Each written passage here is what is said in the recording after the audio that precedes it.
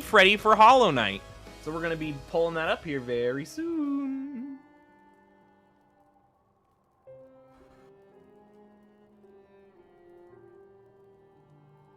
Okay. Palm is you. True. That is what it is. Are you excited to do this thing? I am excited. I've been doing practice runs and they've been going. Heck yeah. Yeah, so whenever you are ready, let me just double check to make sure we don't have any donations, and then I'll let you just get in there. Thank you for being flexible today. Yep. Yeah, we were just kind of waiting anyway. I think this works better for us. Yeah. Alrighty, let's do it. Cool. So we can count down and then start explaining stuff, but timer starts in 3, 2, 1, go. So this is Hollow Knight. More specifically, this is Hollow Knight any percent 1 2 2 1 no major glitches, which is the main category in the leaderboard, but we need all those things to differentiate.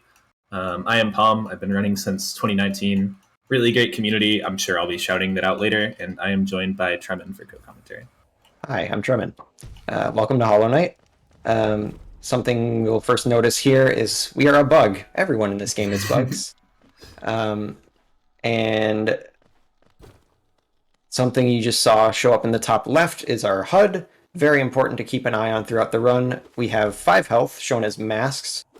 And then we have a little circle there that is our soul meter. As you can see, we just hit an enemy and we gather some soul. Took some damage. There goes a mask. As you can see, it's just demonstration purposes. Right, of course. And the soul meter holds up to 9 enemy hits worth of soul. And in order to heal, we can do something called focus, which takes 3 of those hits, so like a third of our meter, and heals 1 mask. Another thing that'll show up on the HUD in a little bit is our currency count. Currency is called Geo. We need a very specific amount at different parts in the run. It's all routed out, very optimized. Yep. A couple other things to mention, just as we're kind of getting off the ground here. That was King's Pass that we went through. I almost reset by muscle memory, but I did not after getting hit. When we fall long distances in this game, you normally do what's called a hard fall, or you get stunned at the bottom of the fall for a little bit. We open our inventory for 2 reasons. One, it uncaps our fall speed, so if we're falling a long way, as you'll see in about 5 seconds here, we will fall much faster. Normally your fall speed is capped, and it takes away that little stun at the end, the hard fall. So this is an inventory drop. Thankfully, the bugs were not annoying enough to be in the way. They can be. That room is kind of RNG. Fun. There's a lot of RNG in this room. Yep. Here's where we have our first arena. There's quite a few of these. They basically just lock us in a room with enemies, and you have to kill them all in order to leave. Nice. That is a spike kill. You just kill the enemies by launching a falling spike from the ceiling at them. Yeah, that was pretty good. Decent amount of geo there. Usually you get around 10 or so. That's pretty good. Yep, and we're coming up to False Knight in a little bit. The beginning is, after those first few bits, there are a lot of reset points, actually. You can mess up King's Pass, you can mess up, as I said, you can get hit in that fall. That double spike is actually pretty precise on this patch, but as for this next upcoming minute, there's not too much to talk about. We are kind of just walking through Crossroads. There is Statue Pogo coming up here. This trick is a little bit precise.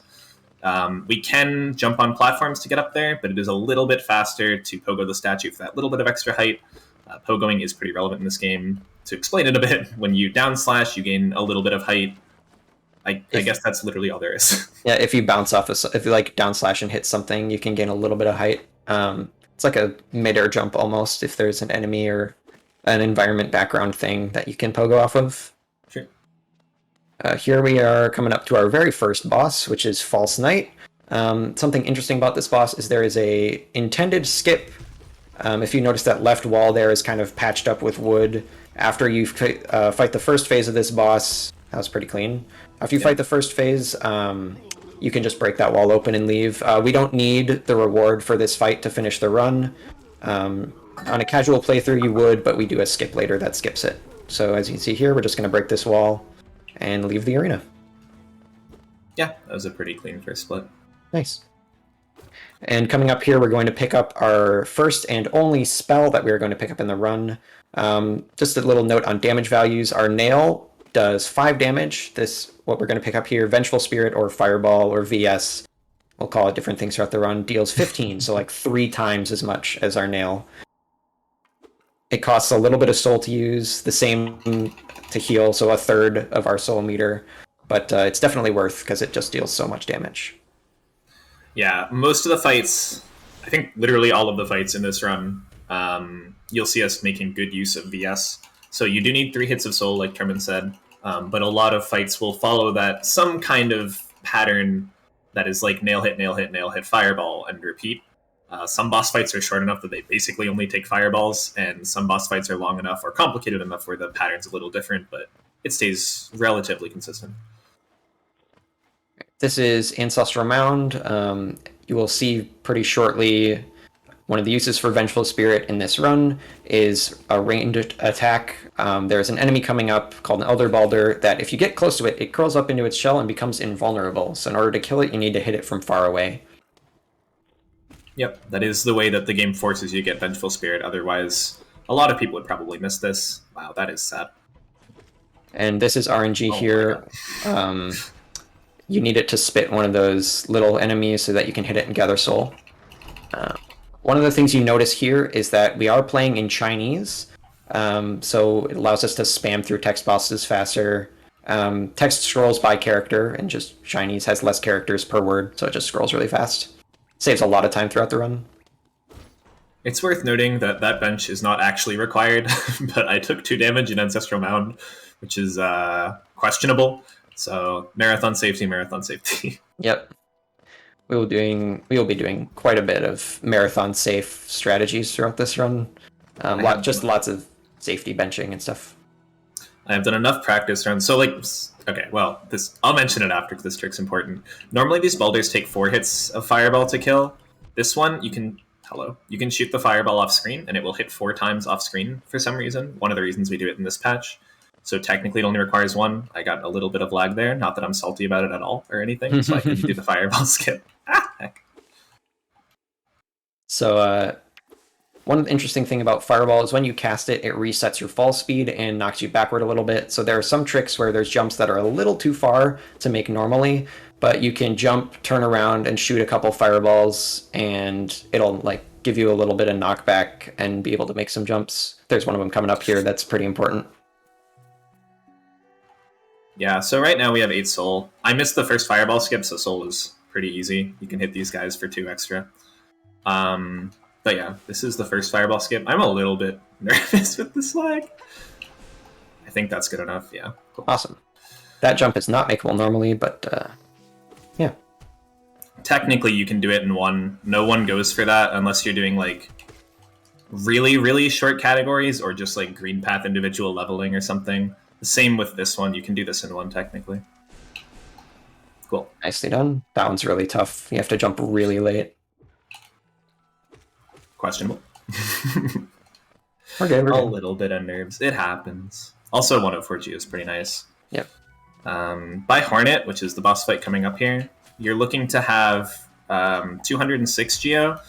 This is not really a reset point because you can always just collect more Geo elsewhere, but for Marathon, it's quite nice to have that, to not have like an additional thing to worry about accidentally making the run unfinishable.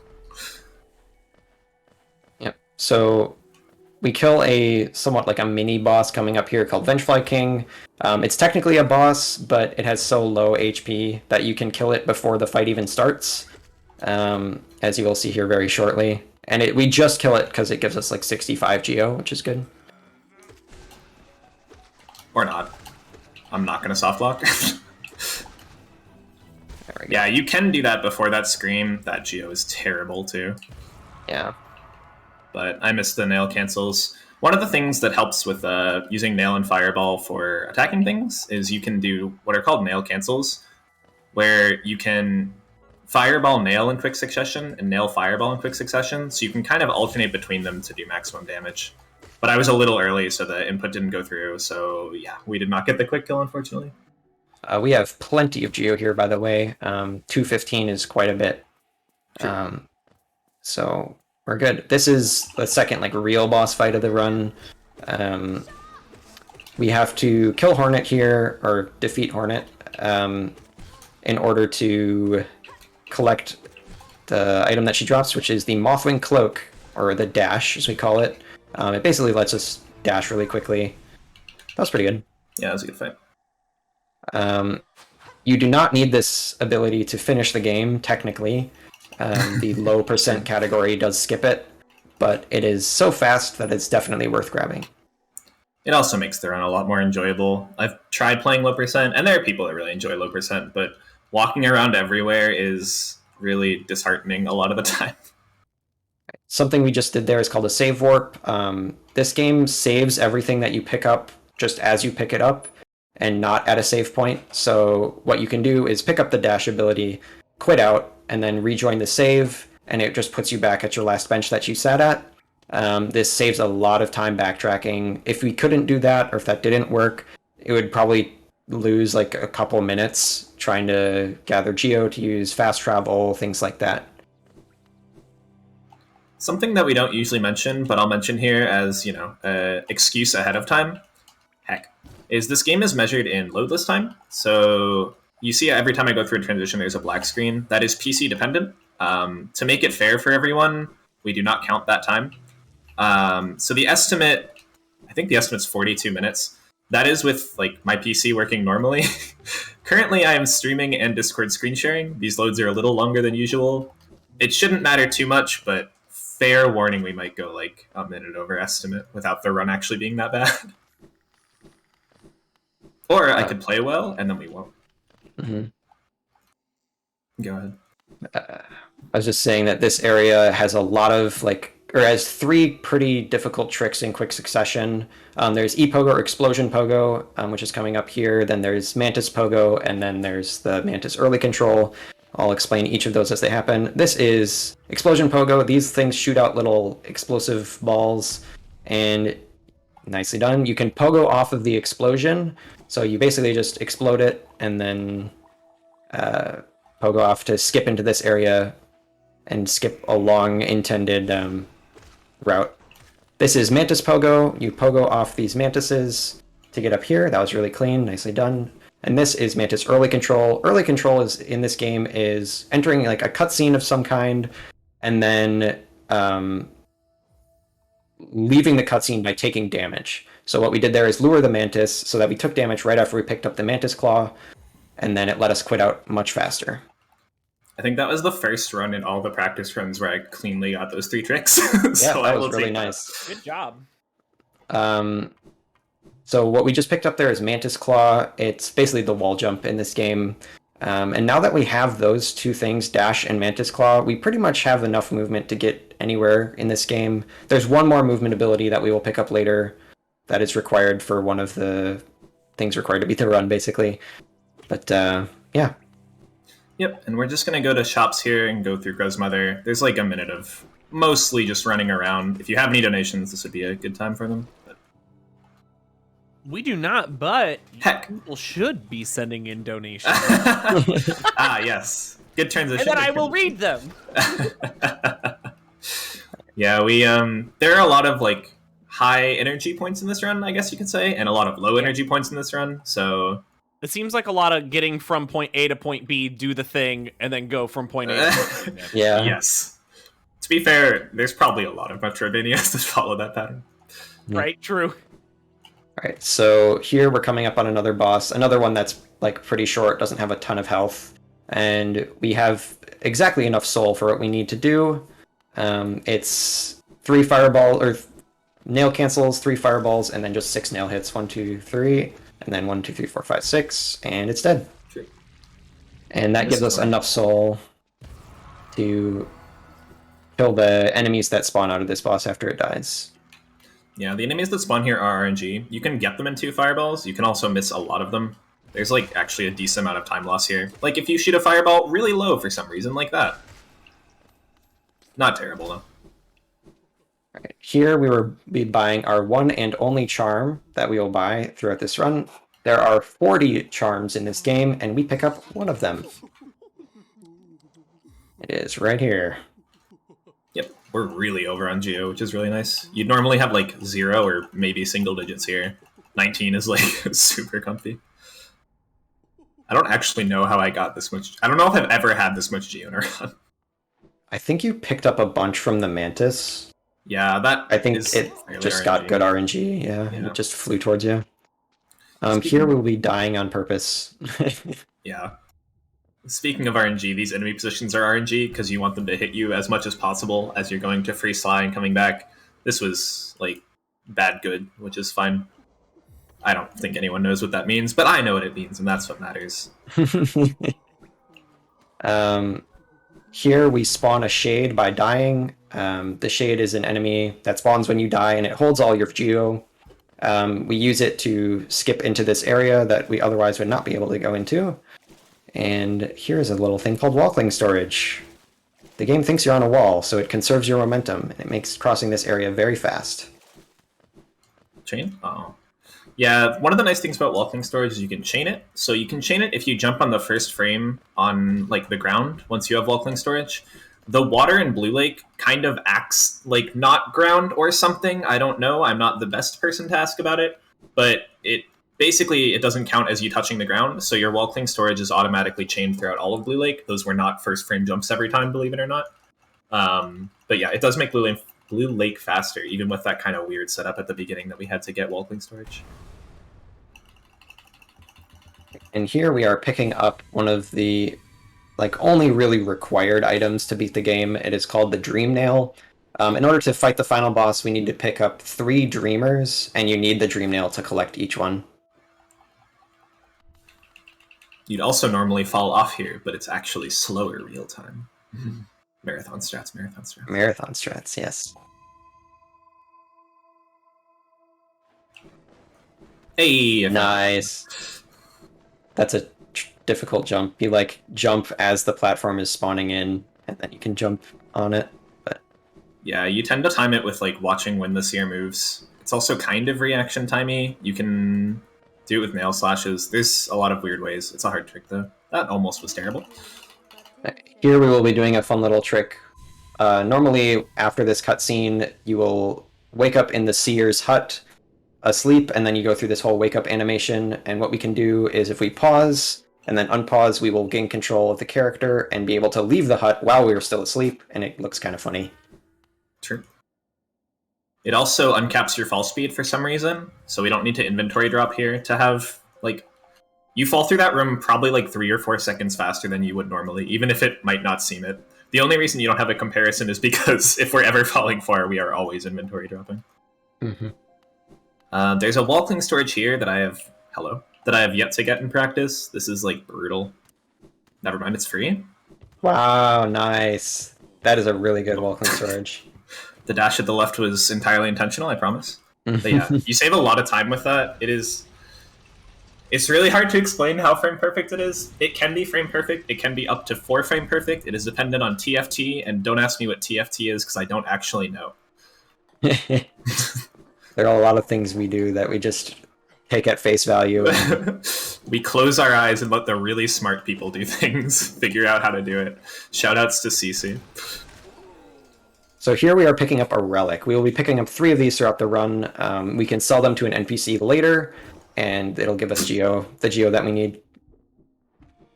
All intentional damage tanks? Of course. Do I need to get my geo to a good number? Yeah.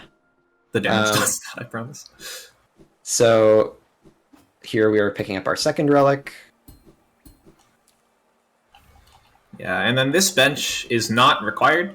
You don't actually use it, but benches do give you full health. And if I do end up dying, I will respawn back at Salubra, and we will probably just have to go to the next run. So instead, I'll bench there so that we can actually continue the run if I do die up here.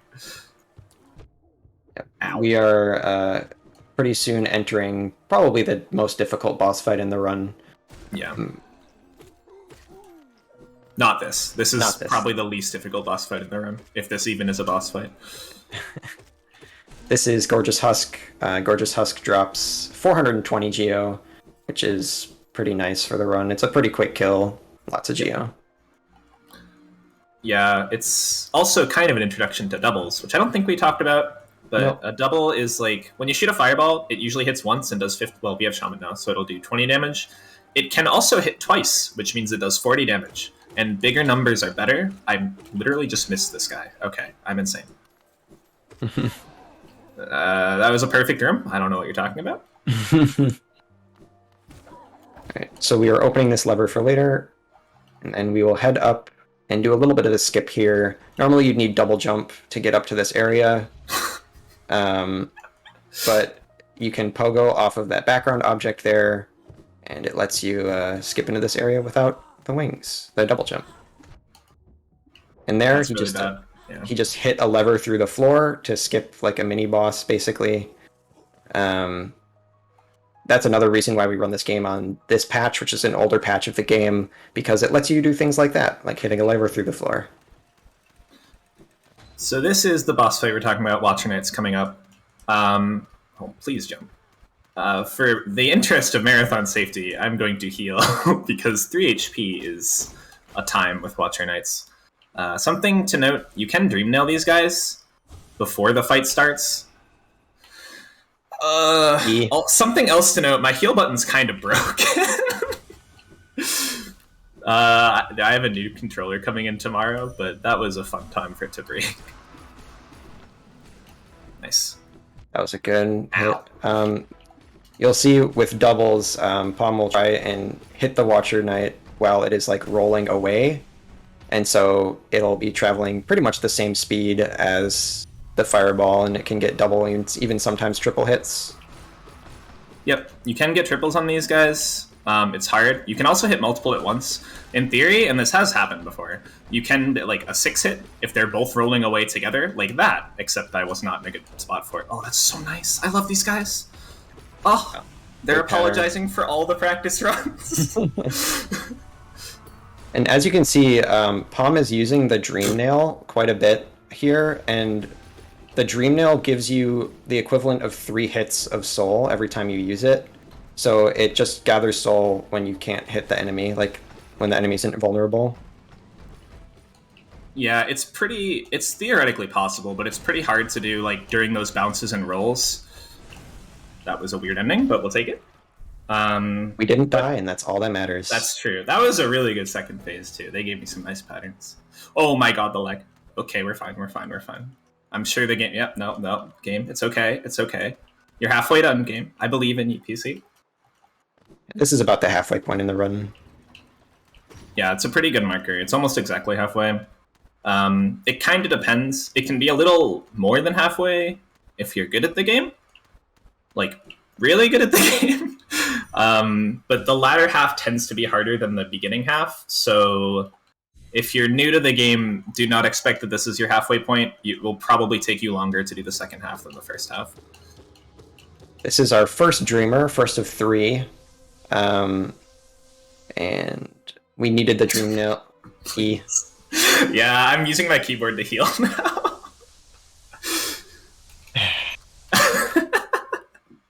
Broken controller is everyone's favorite. Right. Yes.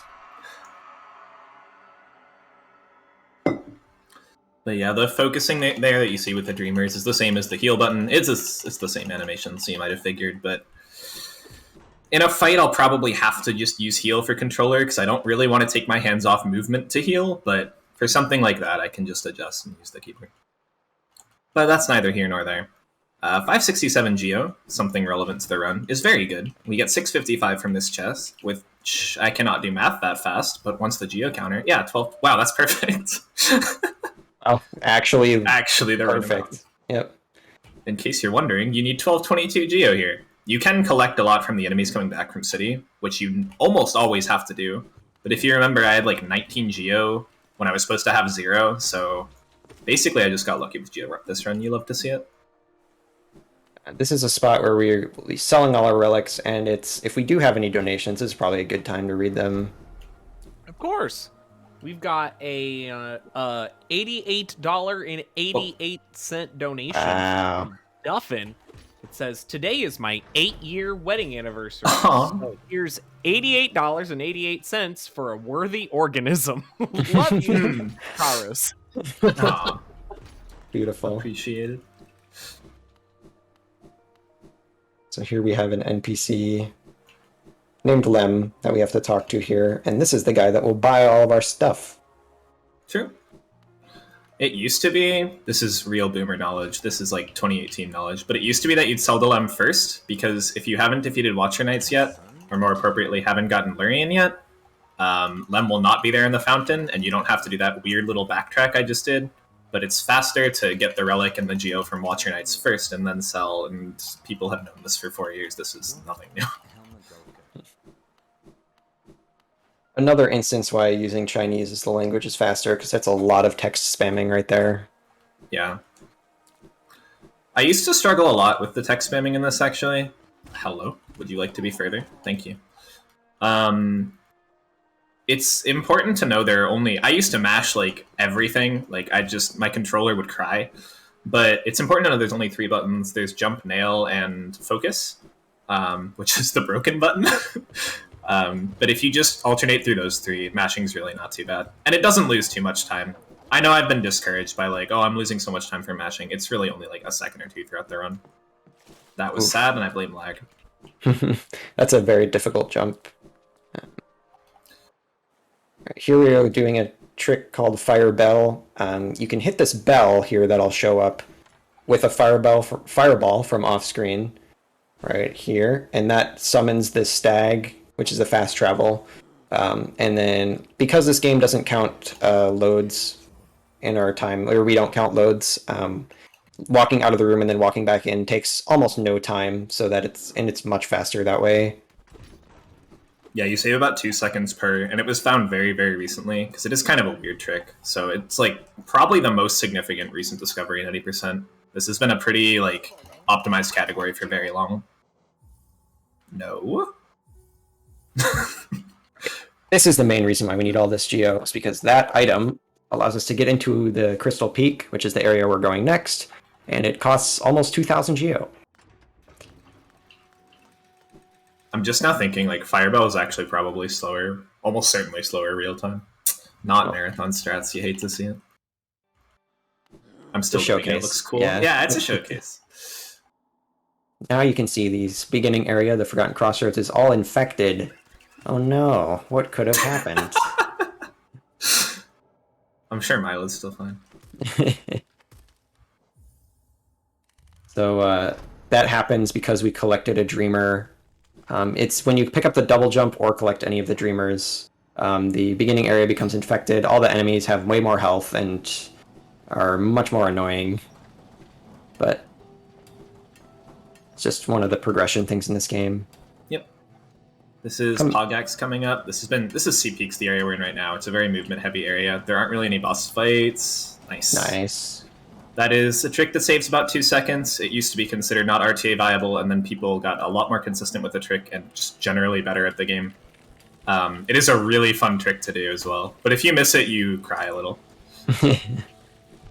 We will not talk about the practice runs we had earlier. No, those all hit it, I'm pretty sure. 100%, yeah. Devin didn't take like 5 tries last round. Technically, but like we hit it, you know. Yeah, that's true. That's a little damage boost. Also kind of recent discovery. You can skip that, but it's really not worth it. There's a tight jump here where you want to clean this left wall. I know way too much about Sea Peaks. This is like, in terms of ILs or individual leveling, this is probably what people IL the most. It is a super movement heavy area. It is one of the few areas where there's little to no RNG. And it's just like, there's a lot of really precise stuff and really cool tricks you can do. This room is pretty cycle-based. There's one damage boost you do right at the beginning of the room. And that fireball was intentional, by the way. Like we said, fireball skips, they stop or they reset your fall speed, so you can dash again faster, basically. Yeah, we're basically just waiting for dash to come up. A little bit of underplat there as a treat, but that was a good piece. Yep. That cycle room, if you do that first damage boost that he did at the very beginning, the cycles line up pretty nicely. This is Crystal Heart. It lets us do what's called a super dash or crystal dash. Basically, you launch forward very fast until you either hit a wall or take damage or cancel it manually. Yeah, I know even during the practice runs you were calling this a super dash, and like It is called a super dash in the game, but no one ever calls it. Nobody ever calls it Super Dash. Everyone calls it Crystal Dash. Yeah. Or C Dash. Or Crystal Heart or something. Yeah. So, as you can see here... Oh, Mendobug! Let's go! That is a 1 in 50 chance of showing up when you go down the well. That is an enemy that he repairs all those signs around Hollow Nest. And that's a little bit of lore for you. I'm really surprised he showed up. I was talking about it last practice run that he'd show up, but he didn't. He was waiting. Yep. Had to do it in the run. Yeah. It doesn't save any time or anything. It's just No, really it's fun just to a see. fun little thing. That is a acid skip. We skipped going through the acid by clinging onto a wall and using the C-dash ability. Nice. Oh, I said nice too early. Darn. Heck. Anyway, C-dash is very fast, but one thing that causes not to use it literally everywhere is because it does have a charge up time. It takes a little bit to charge, but if you have any long straights like this, it's perfect because it just goes really fast. Okay, we need to play safe. There is a damage boost there that you can do that I am not going to do. This is scary on 3. Well, we'll see. This is fine. This is fine. Dang, that's bad. So this is Umu. I'm a little scared right now because my HP and soul are not very good. Generally, you want to 2-cycle this boss, which is pretty hard to do. I might be getting an extra attack here. I'm healing here, which is... I'm sad here, which is not good. But I'm going to be pretty safe with this. I might get an extra. No.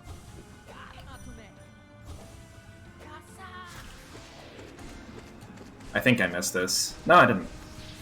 Nice. That was a really good first cycle there. Oh, that's really good RNG, too. Really good RNG. Yo, gonna do this? It's possible, yeah. Oh, the lag.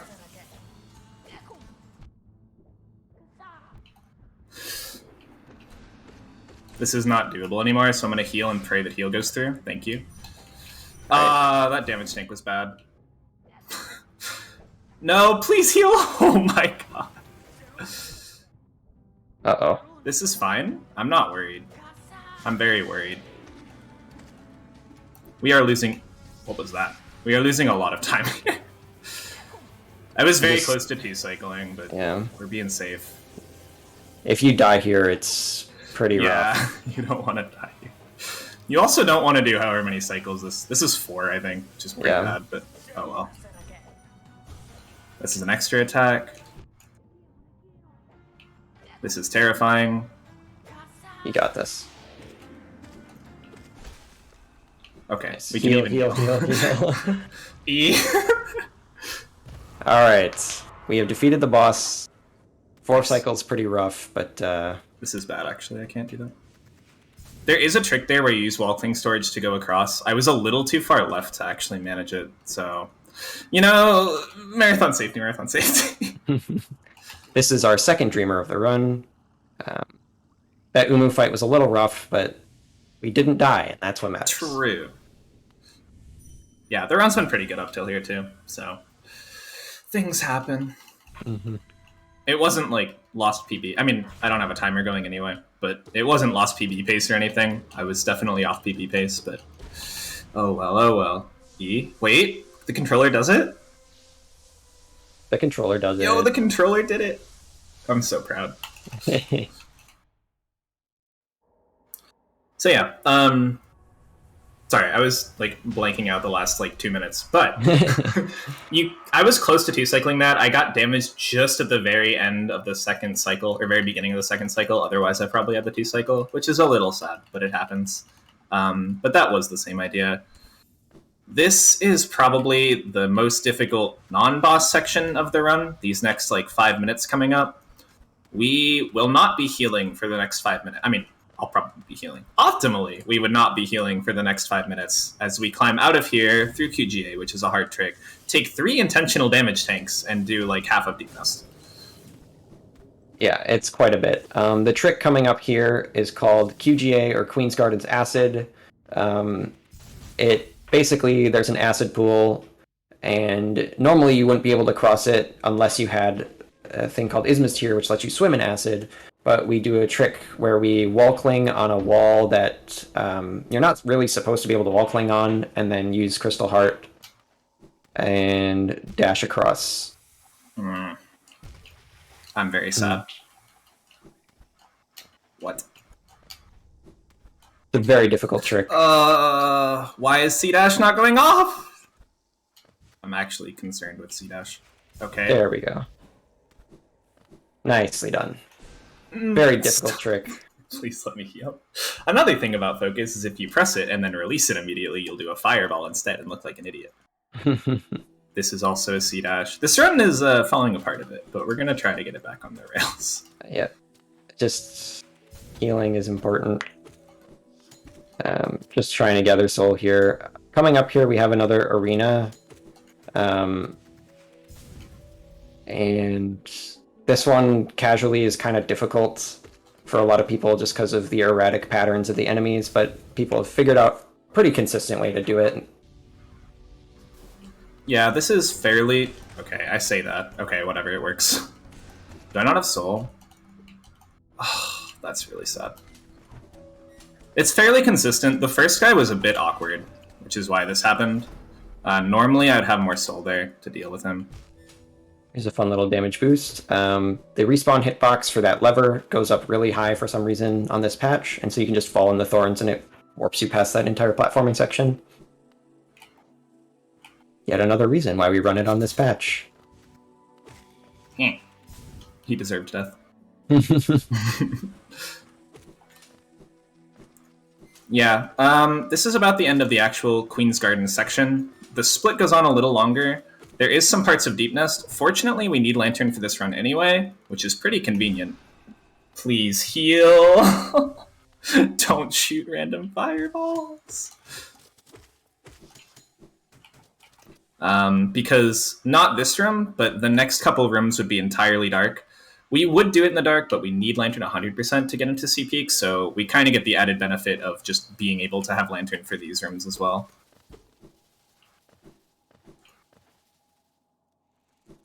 There is an alternate route for this that people started labbing out on current patch that does not get Lantern, does not go to Sea Peak at all, and gets the Isma's Tear and the double jump. It's a very, very new discovery, but it's only works on current patch and might not even be faster than this. So this run is what people have been doing for years, and it probably will be what people are doing for years to come because it's just what people have been doing, and it's probably faster anyway. Yeah, it's very recent, and like the timings aren't really there yet. But yeah, the non-1221, this would be current patch, this is like 1.5. It would lose a lot of time to random stuff, like inventory dropping, not being able to hit levers through the floor in some cases, Dreamer cutscenes, but it might just save a ton of time because of the new tech. So yeah, it's pretty exciting time actually, especially if you're into current patch running. But no one really knows the extent of this trick yet. It's found like 2 weeks ago, I think. Something like that. This is an area of the game called Beast Den. It is very difficult. Just lots of enemies everywhere. Enemies that deal 2 damage. Yeah, it's just a tough area. This guy I'm going to be a little safe for because my health is questionable. Nice. That was safe, believe it or not. You can do a damage tank on those guys, which you will most likely see at the end. There is one more Devout we have to kill. We do need 250 Geo. 4 to 5. Which we get based on these last 2 Devouts. That is like the very end of the Geo routing, and we are actually approaching the very end of the game as well. This area, we come here because this is where the last Dreamer is. Save the grub. Save the grub.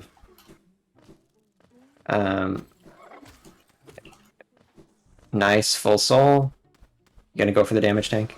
Yeah, this one's fine. So normally those guys deal 2 damage unless you do contact damage. If you just like walk into them, it only does 1. And so you can just walk into them and then use the invincibility frames to deal a lot of damage. That was the end of the section where I said we'd never heal. I healed a bit.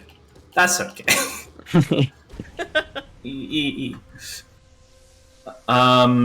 Yeah, we also, if you notice, you don't see the geo right now, but right before we went into this Hera cutscene, we had exactly 250 geo. That is all calculated out based on the 1222 that we had right before we went into Lem. So it is literally routed down to the single geo in the multi-thousand geo run.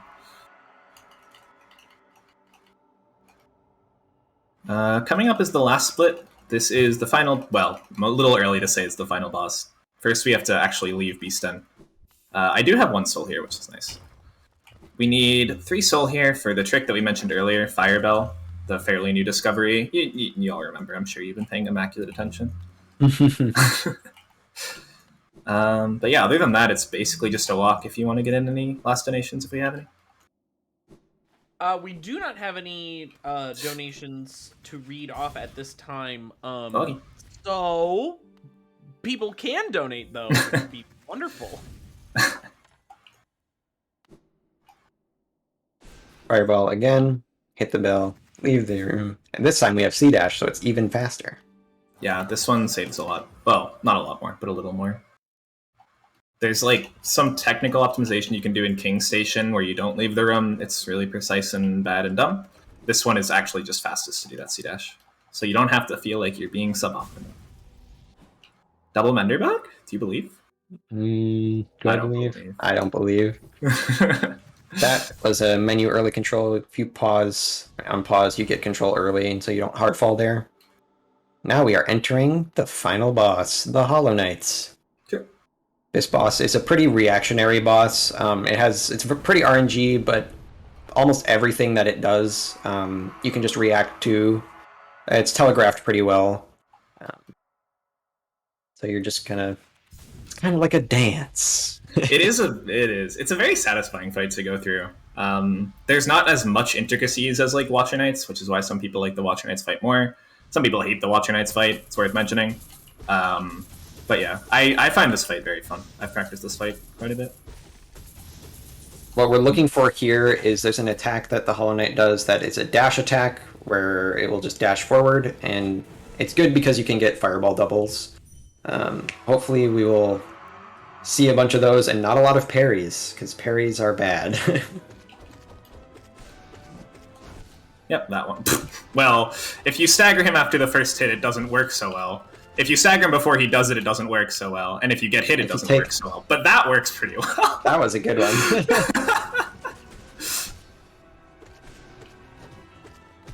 Actually, really good pattern so far. I've messed up, like, one of them. But that's fine. And that's the bad pattern. Yeah, that. We got it. We understand. It's fine. No, really. Like, you don't have to do it anymore. 5 in a row? I'll stop complaining. I guess he just likes complaining. That was, something. Great first phase. A little bit rough second phase. We said we got good RNG, and he was just not okay with that. Oh my god. This is a pretty good attack. It's a little dangerous, but really there's kind of a safe spot on the left there. Nice, we got all 5. What? Can you please scream? What? I missed this. That's too bad. I did not think he would go to the right. Before he screams, it's depending on how far the THK is from the middle of the arena, determines whether or not he'll teleport. Okay. I did not think he was that far, but it is what it is. Alright, and time will be coming up here. It's technically a little bit after the screen fades to black, but it's really when like the cutscene starts. But we focus here to absorb the infection and become the new Hollow Knights. And that is time. Bam.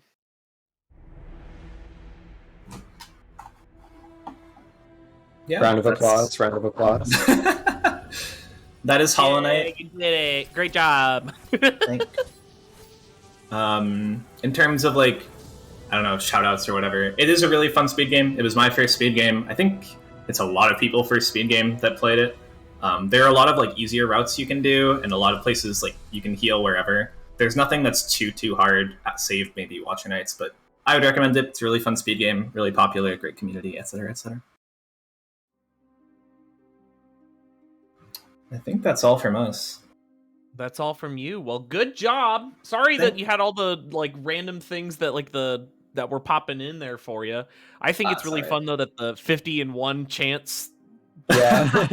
like, it just seems like that's just how these speed runs seem to go. Is the thing happens when you're doing it on the Mhm. stream. So good job. Thank you both.